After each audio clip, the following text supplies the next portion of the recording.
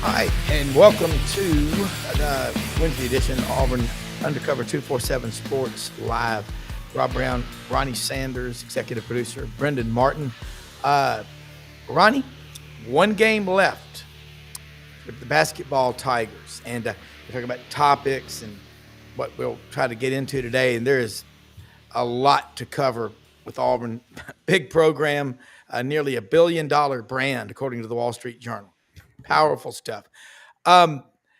Last night, going out to College Station, Auburn Saturday night was celebrating Kentucky win. Sunday, Monday, Tuesday, and I was like, man, it's senior night at College Station.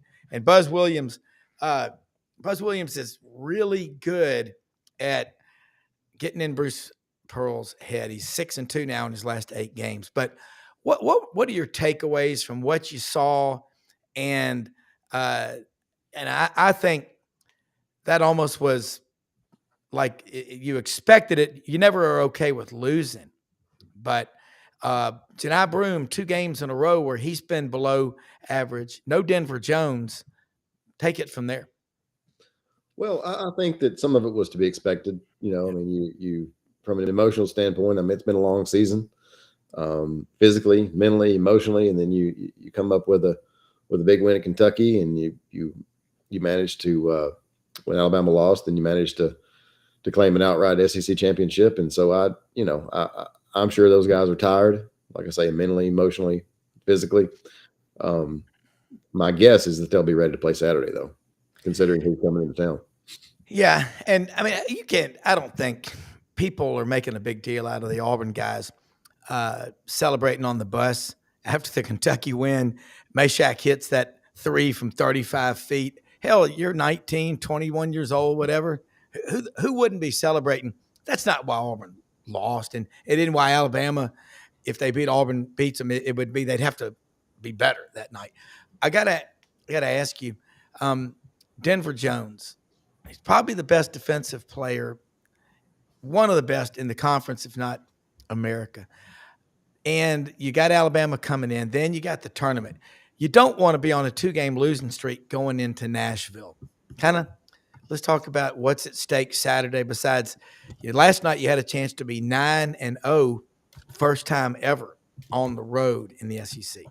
Now you got a chance to be 16-2, which I think would be the best ever SEC regular season record in basketball. So still a lot to play for.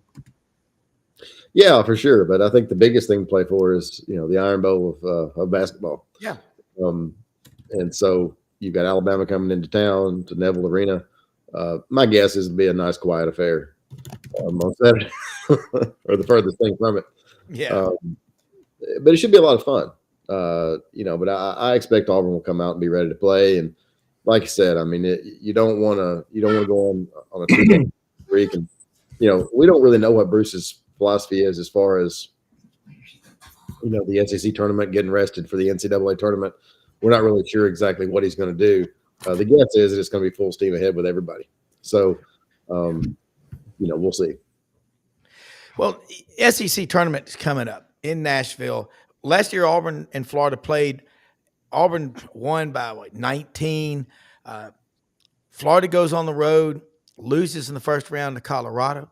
Auburn begrudgingly went out west to Spokane. I didn't think that was smart to make a big deal like that about the seed. I think you get excited and say, I don't care where we're playing. Chad Baker-Mazara goes out. That's not why Auburn lost to Yale. There was a lot going on. But for Auburn there's a lot. Gary Parrish in Memphis, one of the smartest basketball guys. I need to get him on this show with us, okay? He's one of the smartest basketball guys I know of. Thinking Auburn could lose 2 or 3 games in a row, it's still going to be the number 1 overall seed. Right. I hate hearing that. I guess losing just begets a lot of bad stuff. But I heard Bruce Pearl with Andy Burcham and Randall Dickey after the game last night on the Auburn Network. Bruce Pearl was as candid and as honest as I've heard him in a long time about, hey, the book's out. What you need to do to beat Auburn. we can't keep playing like this. Yeah, and you've obviously got to continue to evolve and get better each week. And look, Bruce said at the beginning of the season, he said, "Look, hey, we're going to lose some games." Now, I'm not sure how much the guys playing for him believe that because they've had a heck of a year. But like I say, I mean, you come in to beat Alabama, you're back on track. The A&M loss to me it's been a trap game. It's a short turnaround. Yeah, a lot of emotion involved, as we said before, physically, mentally, emotionally. So I don't read too much into that. Now, you go out and lay an egg against Alabama, then at home, then maybe there's some concern. But from my standpoint, I'm not real. That the loss last night it's not the end of the world. Yeah, Buzz Williams containing the crowd there at Reed Arena. I'm a big Buzz Williams fan. He wears the three-piece suit out of respect to the guy that got him his first coaching job, and he does a lot of things. He could have been Auburn's coach. I've seen some very smart people that you and I both know that wrote about that. Sure. Guys, he gets everything out of every player on that roster, but so does Bruce Pearl.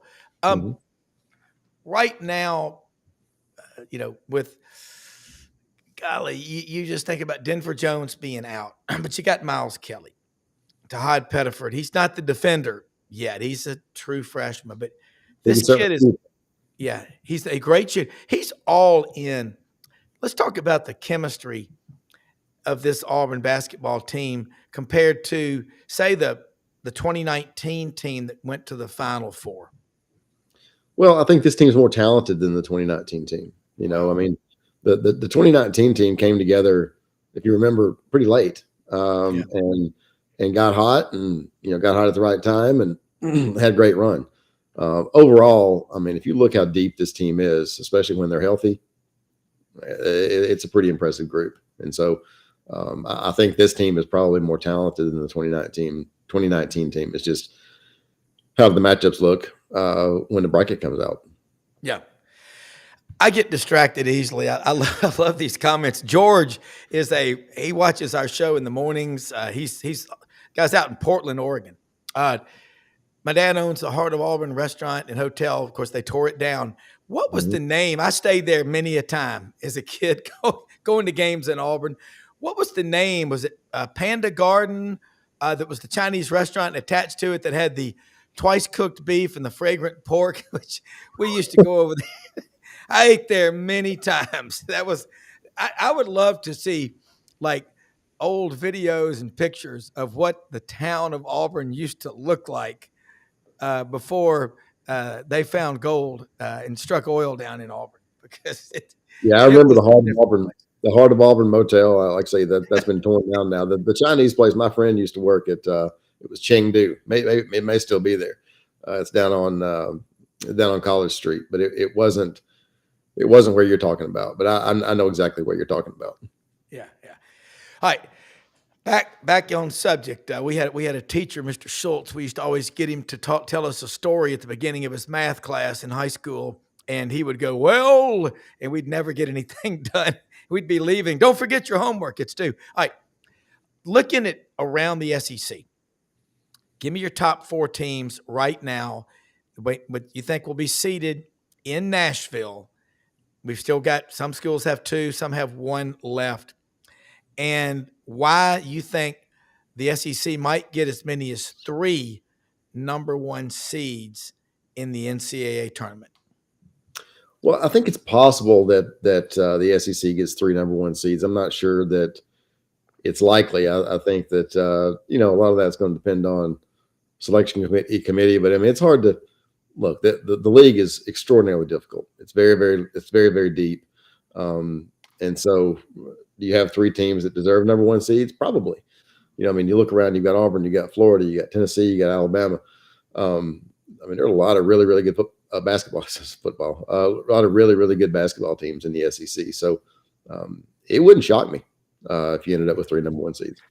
Yeah, we had our intern Oakley McFerrin on this morning, and his pick to win the tournament is Florida. That's a big team. Auburn did not match up well at all back February 8th at Neville Arena. Just my gut feeling watching Auburn play so much. The Neville advantage. Did Auburn get a little spoiled? The fans just get sort of accustomed to blowouts, because that was an emotional win in Tuscaloosa, February 15th. Mm-hmm. Alabama had to go on the road and got whacked by Missouri 110-98. Auburn came home and struggled with Arkansas, but God, after you watch that game, Arkansas goes and beats Missouri 92-85 at home that Saturday. And then the Georgia game was close, couldn't shake them. They go and beat Florida. Then they go beat Texas on the road. Neville's it's an incredible advantage, but here's a question I have. Someone brought this up to me. As more and more demand, and there's tremendous demand for tickets to Auburn basketball games at Neville Arena. Yep. Some guy comes along, says, hey, I'm willing to give you $500,000 for 4 season tickets, and there's no room anywhere. Do they look at the student section? Say, well, nobody's going to notice. And over time, it gets older and grayer and fewer students are there. I have seen that happen in Memphis with basketball with the Tigers. The students, I don't even know where they are. Alabama, they're over in the corner. Auburn has to keep that advantage. And I think the plan is to do that. That's the way the arena was, the jungle was designed for those students. And so we had Jay Jacobs on the podcast last week and the week before. For those who don't know, we've started the Jay Jacobs show. He's on every other week. Former Auburn AD, he'll be on talking with us. But he went in depth about how the arena was developed, sight lines. They wanted to be intimate, but they wanted to be loud. They wanted to be big enough, but not too big. They talked about different locations. It was really interesting podcast. I would encourage those who didn't listen to go do that. But he really went in depth and talked about the process behind hiring Bruce Pearl, and I thought it was really interesting. But there were a lot of different thoughts, even on where to place the arena. But I think they got it right. It's been phenomenally successful. I mean, it really has. And there's nothing like an on-campus arena. I mean, you look in a lot of the big cities, you've got the commuter schools, and then their arena is downtown, 5 or 10 miles from campus. That's the advantage that Jay Jacobs they were brilliant. It's hard to believe Neville Arena is 15 years old. I know. And now, if they put, what is Auburn going to do with the practice facility? I know there's a lot of demand for it. Yeah, I mean, for Bruce Pearl has said, hey, look, let's delay the basketball facility, the practice facility, and focus on NIL. And I think that's what they've done. So, I think that if the current administration had been in place when the new football facility was built, the old facility probably would have been, they'd probably put $40 or $50 million in the old facility, remodeled it, because you've got a new, fairly new indoor over there as well. So, but the current administration was not in place, and so you go spend $100 million on a football facility, which is state of the art. It's phenomenal. Yeah. But I think right now the focus is NIL and taking care of the players more so than raising money for a basketball facility. Yeah, I mean, brick and mortar facilities. You had to have it, and our authority, our expert on the arms race for facilities in the SEC and college football is none other than our good friend Yan Cowart, architect, and my dad's hero, because my dad walked on at Auburn for 3 weeks and realized I was pretty good, but not that good in 1950 or 51 when Shook Jordan came and focused on architecture. And Yan bought his best friend's practice, Infinity Architecture, years ago, Sam Butner from Montgomery, great Auburn man. And that facility was about $92 million, the Waltz Center. Yep. I just wonder when we're going to see it. brick and mortar. And I go back, I'll tell you what I'll compare NIL today to. You remember the band REM? Mm-hmm. In 1987, 88, I think it was, they got an $80 million advance to produce music. And pretty much that did not, that was the end of them almost. Now you're lucky to get $500,000 in an advance. So we're paying big NIL money. So I think that's where we're going to go. The free market, I think, will correct it. A lot of people say I'm crazy, but I think it's going to happen. I think something has to change. I mean, the current model is probably not sustainable for very many schools to fully fund every sport, fully fund, whatever this house settlement ends up looking like, and nobody knows exactly yet. But it's a different era in college football and college athletics in general. So, but yeah, I think you're right. I mean, brick and mortar, those things are still important.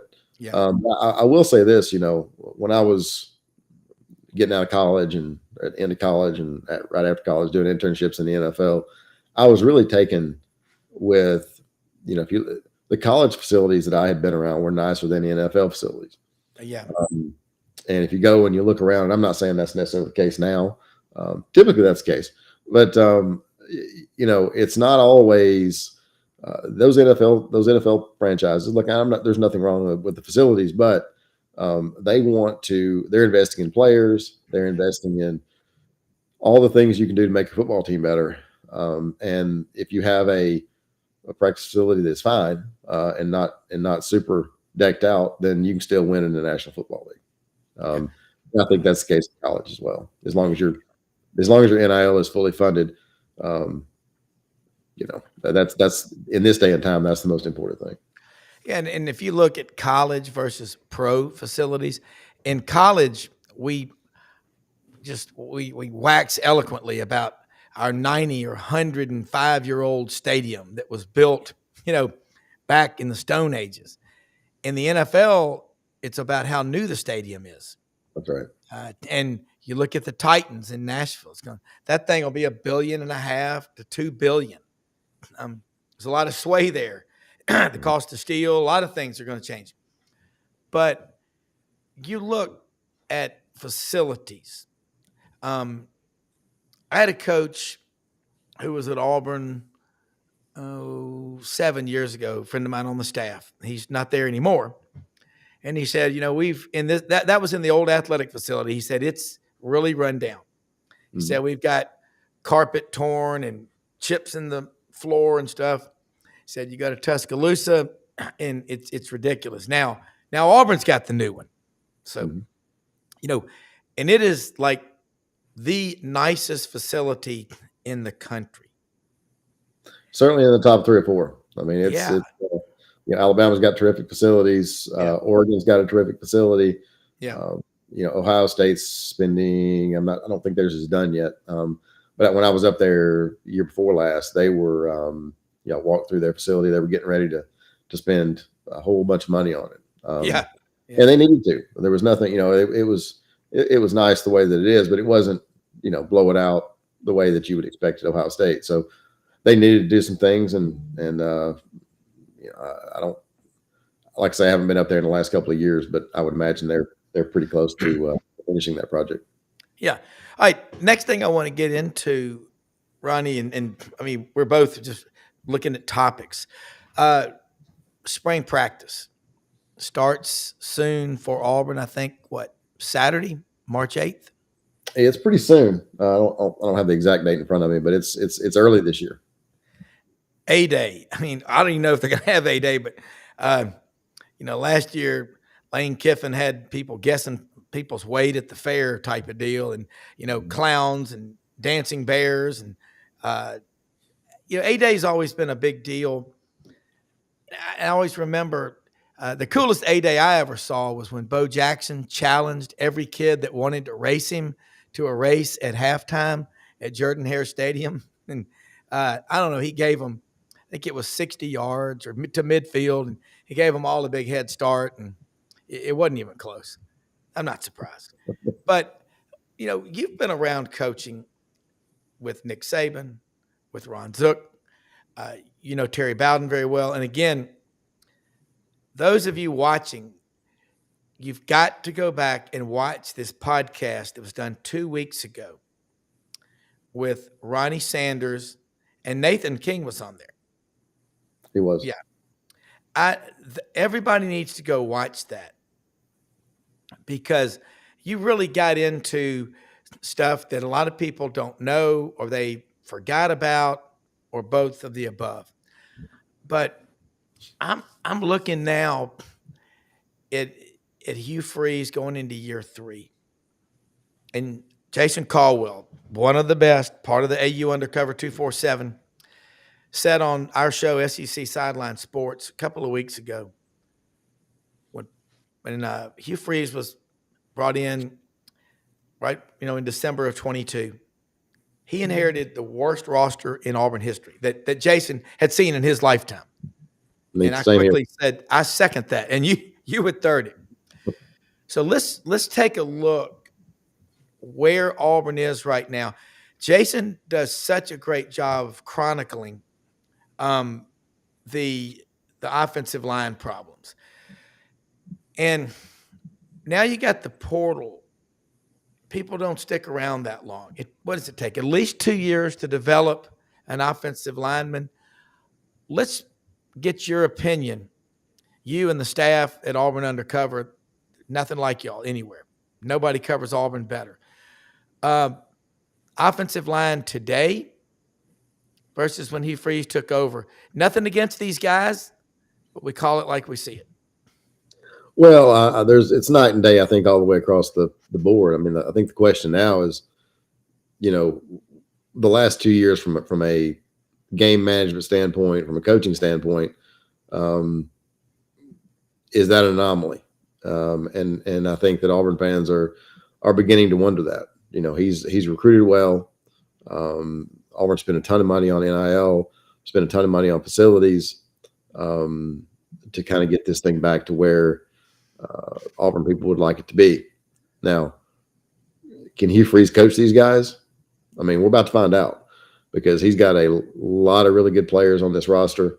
And look, he inherited a mess.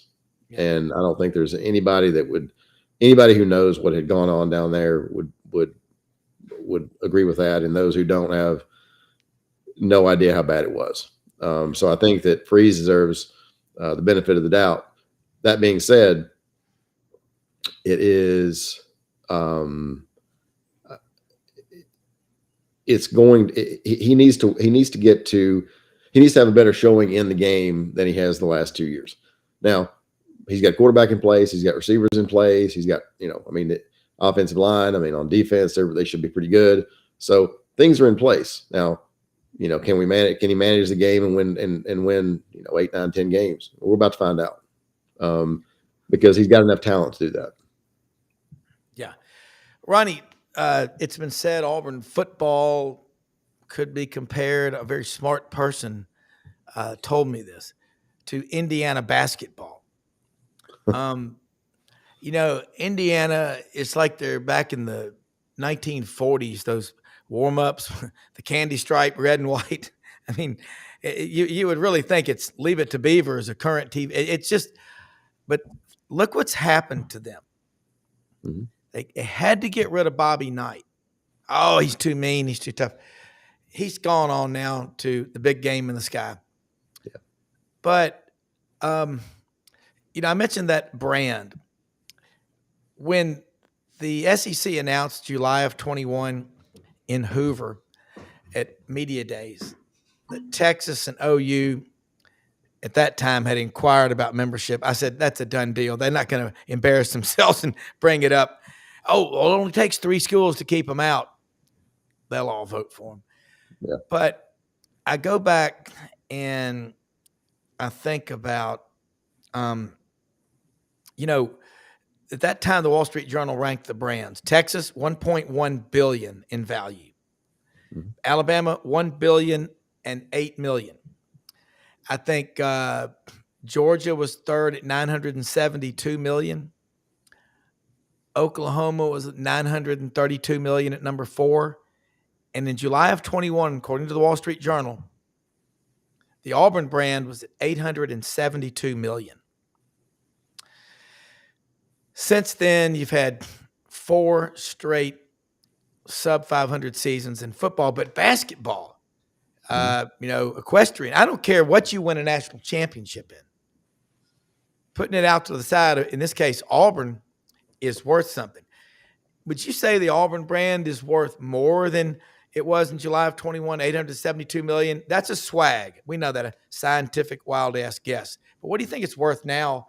And when the football starts winning again, and it will, I see them passing $1 billion. Yeah, I think so too. And I also think that, and we've talked about this at length before on this show and before, since the 60s, I mean, you've had 6 schools win every football championship. Correct. In conference. And so you got Auburn, Alabama, LSU, Florida, Georgia, Tennessee.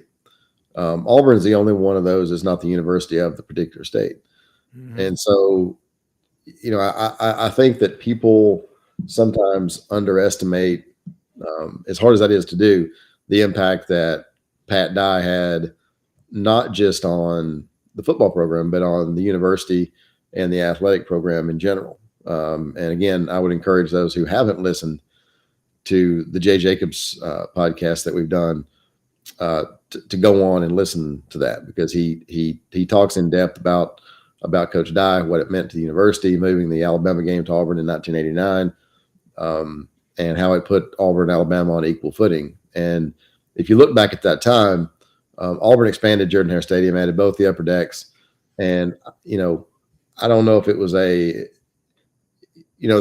goal was to move the Iron Bowl to Auburn, and obviously Dye got that done. But if you remember, at that point in time, Jordan-Hare Stadium was significantly larger than Bryant-Denny. And it was larger than Legion Field. And so I think a lot of that was, I don't want to say a screw you to Alabama, but it was certainly a point that Auburn was trying to make, and made it, I think, loud and clear. Dye won 4 conference championships, beat Alabama 4 straight years, 87, 88, 89. I'm sorry. 86, 87, 88, 89. Yeah. Got reversed to victory, and then in 86, and then you had 4 in a row. Really should have been more than that if you look back. But Dye changed a lot of things, and the brand recognition, because of the things that he was able to do in the 80s, it has had a direct impact on the university and where we are now, and not just the football program, and the basketball program, nationally raising its profile. And it's like Jay said on the last podcast we did with him. He said, "Look, Auburn couldn't afford to pay for the publicity it's getting right now." He's like, "I've had people call and ask me about Auburn," and he said a lot of people don't even know where Auburn is.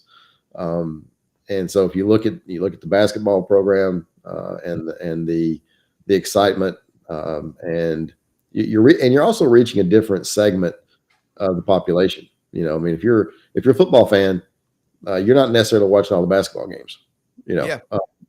And so you're actually hitting a different demographic.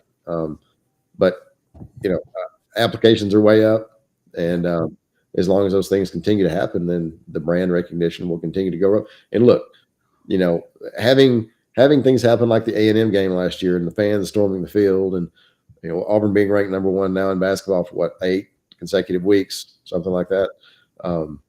Those things matter, and those things raise the profile of the university. Look how much Alabama's enrollment increased from the time Nick Saban was hired through now. Yeah, over 40,000. Yeah, and at one point, Auburn was the largest university in the state. I think Auburn was at 24, Alabama was at 21, something like that, and now Alabama's well over 40, and Auburn's, I think, around 25, something like that. 25, they keep it well with grad students and all. I think it's in 33 and change. But remember I think the board of trustees at Auburn back in the late 80s, early 90s said they wanted undergrad enrollment to stay around 25, and then graduate you got about 6. And it's interesting. I read a statistic 3 years ago.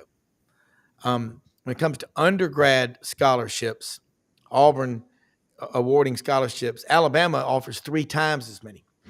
Auburn's way down that list. But when it comes to graduate scholarships, I think it's Texas A&M, Florida. I think Auburn's third or fourth.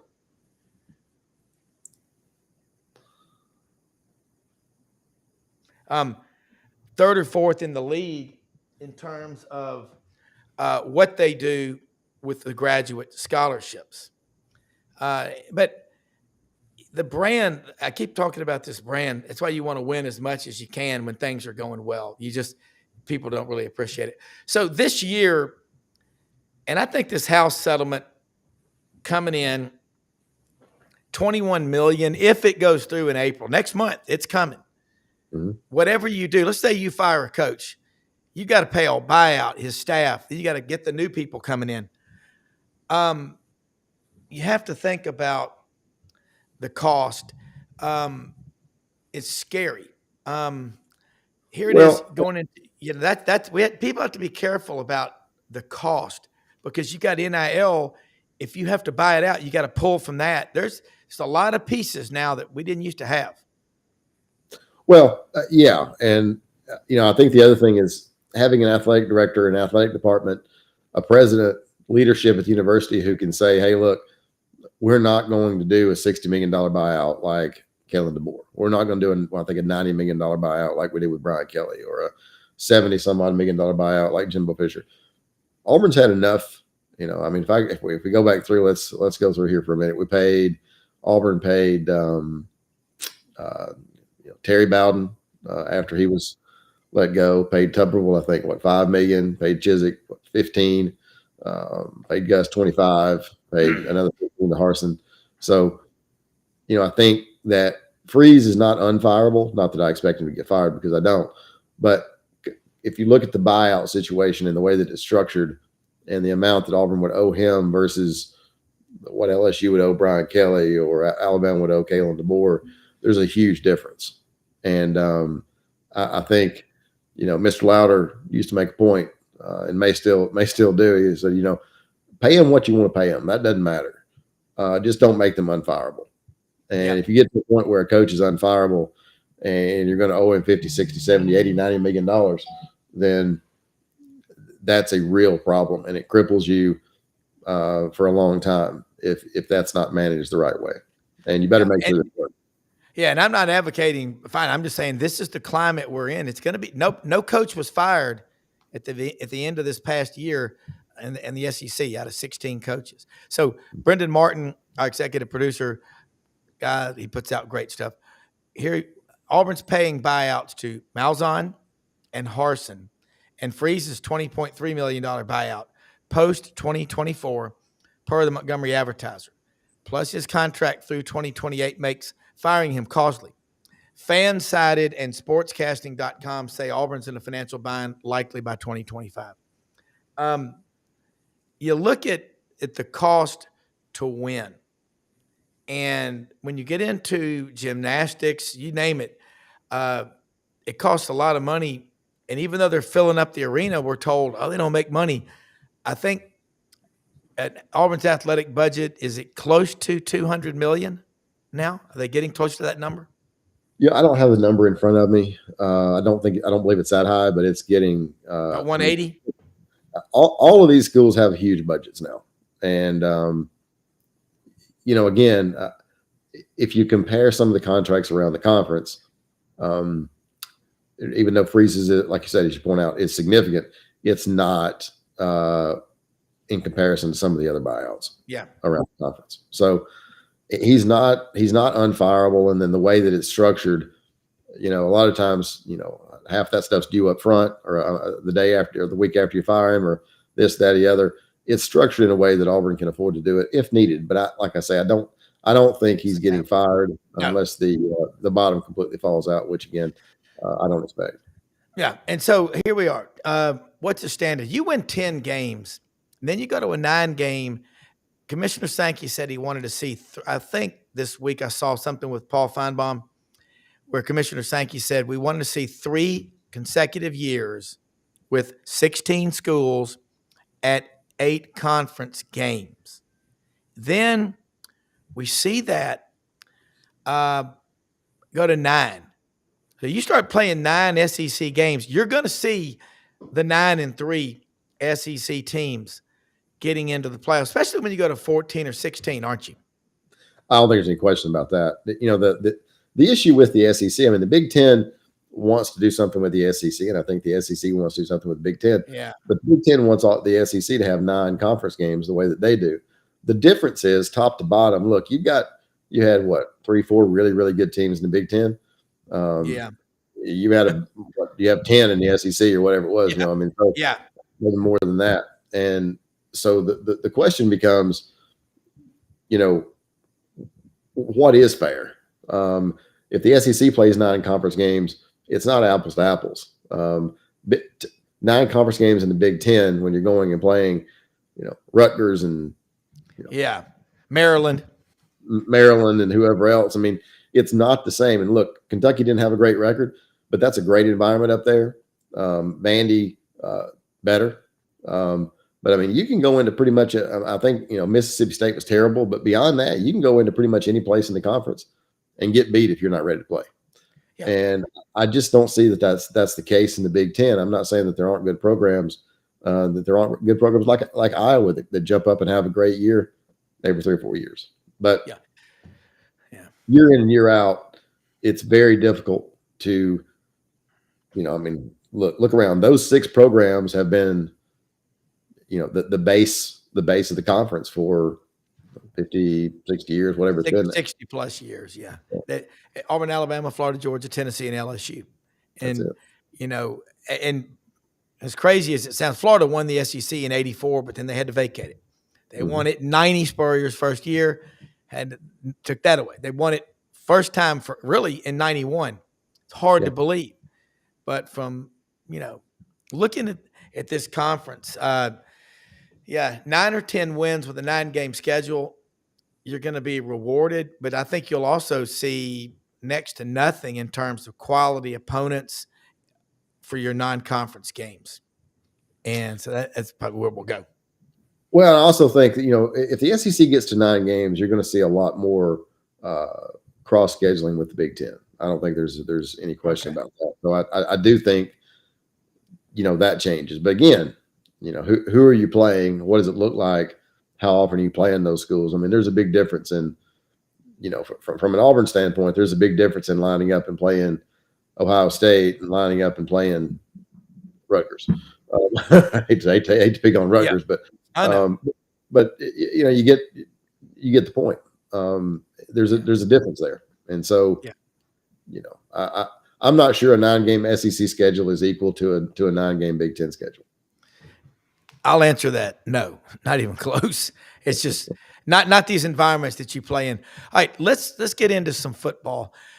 How are the freshmen that have come in performing? Almost everyone in that 6th ranked class that Auburn brought in, I say February, but it was really December, national signing date. How are the freshmen performing in the offseason drills? How they, you know, I guess acclimating to college life. The other one is the portal guys. I think Auburn brought in 15, 16 of those guys.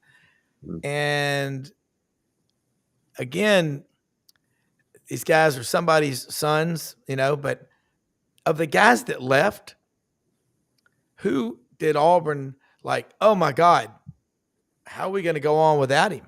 And I hope they have great careers where they go. But this is more the standard for me at Auburn for guys leaving is spring of 1981. That was Pat Dye's first spring. 37 players left. Yep. So not even close to that many leaving. So well, you think about that. No, yeah, I think you're right. And I'm not sure that there's any one guy that, you know, oh, if we lost him, it's a disaster. I'm not sure that's the we case. lost Ronnie Sanders. How will we make it? Well, I think at the end of the day, you know, the roster has been upgraded every year that Freeze has been there. Now it's time to see, okay, what does that look like? And Yep. we got the schedule up here in front of us now. Yeah. Look at that. It's basically flipped to what it was last year. The home games are from last year away, and the away games are home. So tough schedule to open up. I mean, you got at Baylor, at Oklahoma, at A&M in your first what looks like 6 weeks. So Yeah. that's not. And then you got Georgia the next week in Auburn. So Yeah. it's not an easy ride, but there aren't any easy rides in the Southeastern Conference. No. We're looking down through here. You got Missouri at home. You got to go at Arkansas. You got Kentucky at home. You got to go to Vanderbilt. We end up with Alabama at home. So it should be a fun schedule. It'll be really interesting to see how it plays out. I look, and like I said, I don't want to put I don't want there to be words put in my mouth, but I do think that I don't think Hugh Freeze is getting fired, No. but I do think that at 7-5, things get really, really hot going into the fourth year, because you can't spend the amount of money that Auburn has spent and put as much effort into getting everybody on the same page as Auburn has over the past 3 years and end up with a 6-6, 7-5 football team again. Yeah, and look at the losses for for Auburn and for Hugh Freeze's first 2 years. The first season it could have been 9-3. Mm-hmm. Regular Not season. Not that it should have been, but it certainly could have been. Could have been. They were real close. And I almost wonder if those guys really believed in themselves. And I know that's people like, what are you talking about? But 2 years of Brian Harsin and the constant day in and day out misery, it takes a lot out of you. So you look at this season for 2025, you're bringing in some incredible talent. And all four of those freshmen, Bryce Kane out of Baker in Mobile, Perry Thompson out of Foley, Cam Coleman out of Phoenix City, and Malcolm out of Alexander City, Benjamin Russell High School, Malcolm Simmons. I thought last year going into the season, I said, of all the guys in that freshman class, that's your best athlete because of his track and field background. And of all those guys, Perry Thompson, he's the biggest one. What do you expect out of him in year two? Because these guys all stayed. Again, this is the statement to the culture at Auburn. These guys don't want to leave. Well, I think that's one thing that Auburn has. I think this environment it gives Auburn an advantage because if you look around the conference, and I'm not calling any names, we would never do that. I'll take Steve Spurrier's quote. Their scholarship's worth a little bit more than ours, or a lot more than ours. And correct. That's necessarily, everybody has NIL now, and it's all legal. So if you get kids on campus, and you get them there, and you get them around the program, you get them around the university, you got a shot. And especially if you're looking at the right kind of kid, and so the kids that Auburn has brought in, the kids that Freeze has brought in, they seem to Freeze and the staff and the players they brought in really seem to have bought into Auburn. And when that happens, Auburn tends to do pretty well. So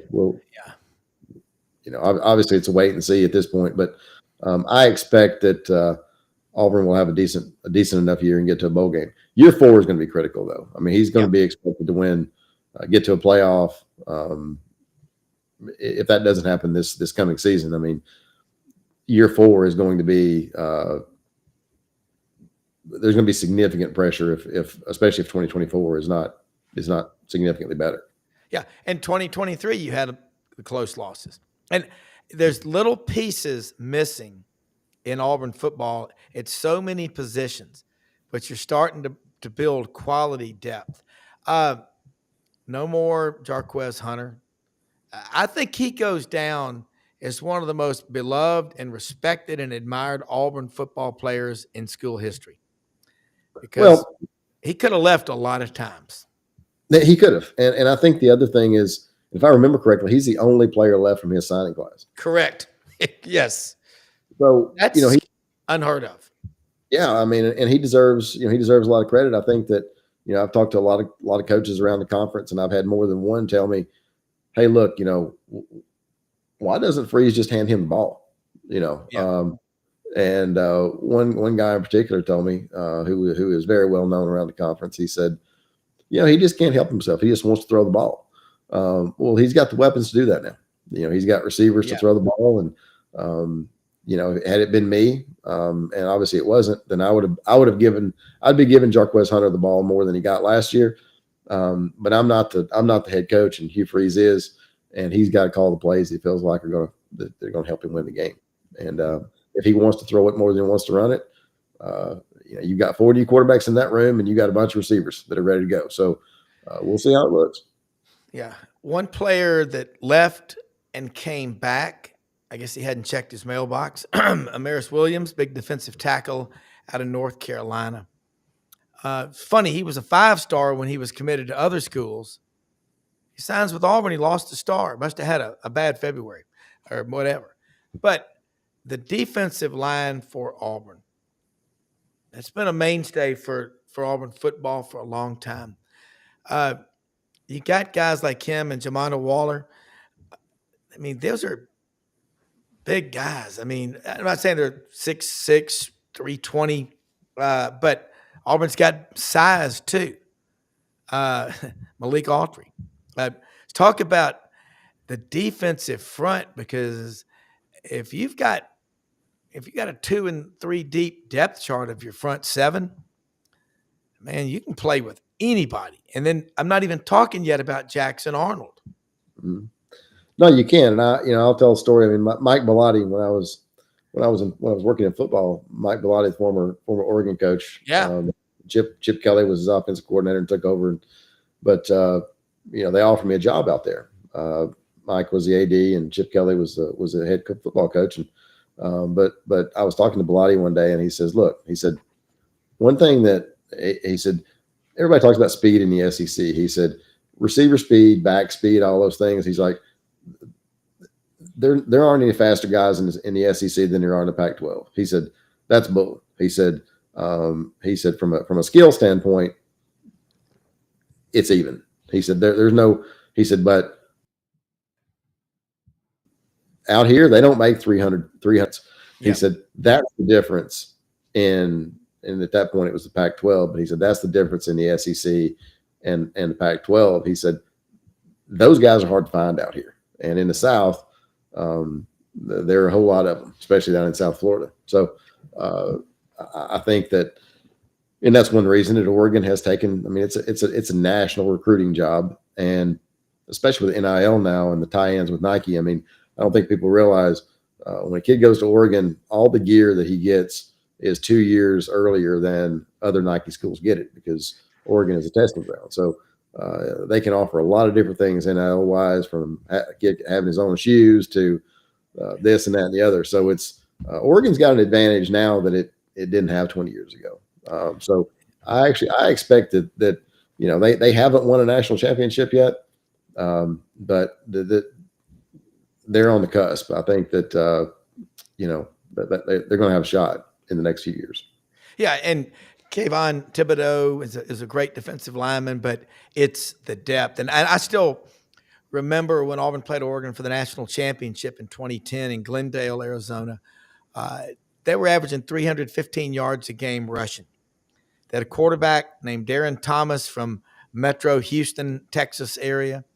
The running back, DJ James, all-time leading rusher at that time in Oregon history, was from Texarkana. My friend Matt Dean, I'm going to get him on the show with us. His son's on the staff at Oregon. He did 4 years with Jimbo at A&M. He's about to start his 4th year, hard to believe, at Oregon. Director of scouting, and he's a rising star. And they have a nonstop flight every day from Eugene or Portland, whatever, to DFW. It's how important recruiting is to those people. Now, I want to ask you about, we got about 10 minutes to go, but there's a lot I want to cover with you. And again, people, watch these podcasts. The Jay Jacobs podcast, former Auburn athletic director. Jay's from Lafayette, Alabama, but kind of grew up in Jacksonville. AD at Auburn. Went back to Florida. He's back living in Auburn now. He is, yes. Yeah. He knows his stuff. I got to ask you about Jackson Arnold, though. Want to get into him. I think he grew up in Atlanta, didn't he? Because he mentioned I was very familiar with Auburn and Georgia. I guess his dad got transferred to I hate this term, but I'll say it, the Metroplex, Dallas-Fort Worth. It's a ginormous area. It is. He comes out of high school, man. That guy's the number 4 quarterback in America, the number 10 overall player in America. And I believe Chris Plank Show, who's the sideline reporter on the Boomer Sooner Network. We have him on our show, Sideline Sports, a lot. I think Jackson Arnold in Oklahoma football's got a rich history. I think he's the highest rated offensive recruit signed in school history. Ronnie, you've forgotten more than most of the world knows about this stuff. Well, I've also I've had a number of phone calls about the quarterback situation. Oklahoma feels really good about the kid they signed to replace Jackson Arnold. Now, again, if you look at the situation last year, you're going to have a new coordinator at Oklahoma. And either, Jackson Arnold didn't play great last year. The question is, was it him or was it the coaching or was it a little bit of both? And can Hugh Freeze and company get that straightened out? As a quarterback that's rated that highly, he obviously has some skills. So, but, I was also told, when Auburn signed Peyton Thorne, knew a guy on the Michigan State staff. And I asked him, I said, tell me about Peyton Thorne. He said, when he's not getting pressure, he's fine. He can make great throws and make good decisions. He said, but if he starts getting pressure, he said, forget it, because it's not going to work. And I think we saw that over and over and over again last year. So the question is, can Jackson Arnold be developed? And if he can, how good can he get? And again, we're about to find out. Well, Oklahoma's offensive line last year, going into the season, had lost all 5 starters. They had 6 wide receivers get hurt during the year. But here's a stat that ought to scare the pants off of you. They gave up 46 sacks last year at Oklahoma. They were not ready. We all talked about it all for a couple of years. Which of the 2, Texas or OU, is most ready to succeed from day one in the SEC? It's a Texas. Because Sark, he knew the blueprint. He's been with Saban a few times. He knew what it took. Of course, he played for Lavelle Edwards at BYU back in his day, and he's a damn good quarterback. I'm looking at Jackson Arnold. We know about Deuce Knight from Loosedale, Mississippi, down there on Highway 98. Hadn't he's come out and even said, I need a year to develop. Auburn's quarterback room's not real deep. Ken Austin. I thought Ken Austin, I've always held him in high regard. Who is the coach, or who are the coaches that are spending the most time with the Auburn quarterbacks? Because without a quarterback, you're no different than a restaurant that can't get their food delivered. You have no chance. Well, that's anywhere. If you don't have a quarterback, you don't have a chance. Everywhere. And I think that Ken Austin is very, very well thought of. I do think that he's very close to Houston Nutt, who we've had on the podcast a number of times, and he is. Houston just raves about Ken Austin. It says he's one of the smartest coaches he's ever been around. Yeah, thinks he's a terrific coach, and from my understanding, Hugh Freeze thinks the same thing. So, look, he's had success where he's been. I think Jackson Arnold just needs to be developed, and so the fact that he's on campus, the more work that those guys can get, and the earlier they can get on campus, the better chance they're going to have to be able to play. Yeah. I remember Ken playing for Brentwood Academy in high school. I saw him in tight end Jimmy Hockaday, who signed with Georgia. Ken went to Ole Miss. Hell of a quarterback. They beat MUS 35-7. We thought that was the best team we'd ever seen, and they just tore them up. Final thoughts as we wrap this one up. This is fun. I tell you, we ought to get Houston that. He comes on our show, Sideline Sports, with us a lot. Damn, that guy is he went to his first tailgate last year ever in his life. He goes, I'd never been to one. I said, why? And he goes, well, I played college football, got into coaching, and it's, and then New York for 22 weeks for 11 years with CBS Sports. God, great, awesome stuff, Ronnie, and great, unbelievable job by our executive producer, Brendan Martin. Yeah, your final thoughts. This is fun. Yeah, I mean, I think it's obviously it's a big week for Auburn to try to finish up the season and beat Alabama in the as we've been calling it, the Iron Bowl of basketball. It should be a rowdy crowd Saturday, and it ought to be a lot of fun from a football standpoint. It's we're going to get ramped up with spring ball coverage, and we'll get rolling. And there's a lot going on the next several months, and you're going to have a bunch of visitors over the summer. It's dead in recruiting right now, but over the summer, it's about to get. We're going to have a lot of visitors over the summer, and a lot of people think that the vast majority of the class is going to be done by the end of the summer. So that's going to be interesting too.